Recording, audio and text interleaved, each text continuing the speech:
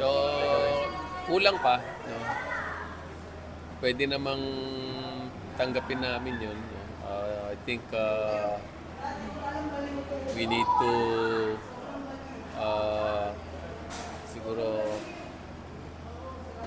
go back and review what we need to improve on. Sinasabi ko nga sa mga bata kanina na ang importante kasi you can have one bad game or two bad games. Importante is you don't lose your respect for yourself, and the public does not lose their respect dun sa laro mo.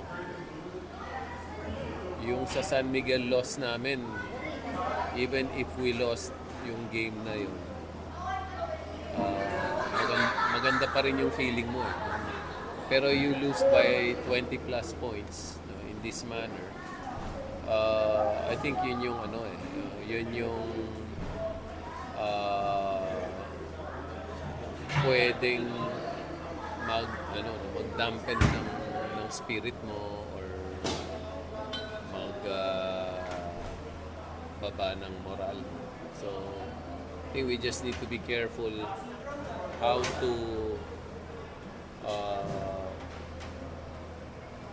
treat yung loss na to. Kailangan siguro we find ways to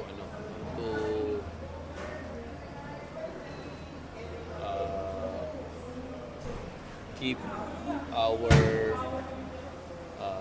momentum going and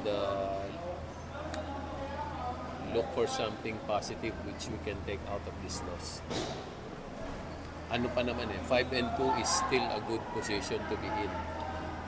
Then we play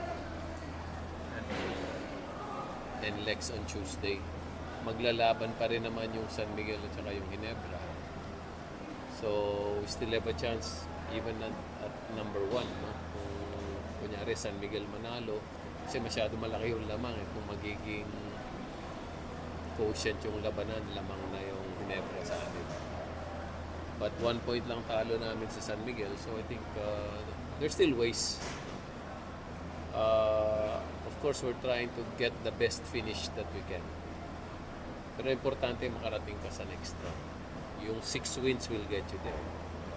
Safe ka na.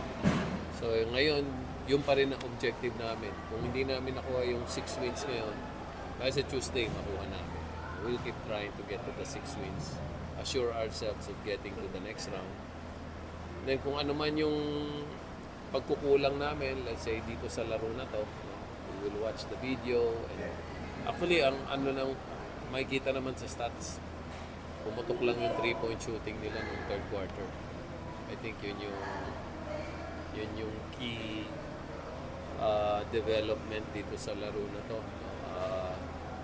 For a while, as good as Brownlee played, as good as Japet played, we were hanging in there. Nakabuntot pa kami sa ganda ng nilalaro ng dalawa. Kaya lang, nung yun nga, pumasok yung 3-point shots nila Holt, nila RJ,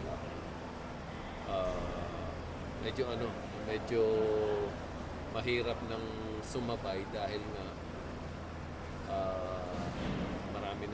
marami ng threat na kailangan mong gawa ng remedyo. Pero again, gusto mong makarating ng playoffs, mong champion, you have to know how to solve those problems. So we'll look for ways to solve those.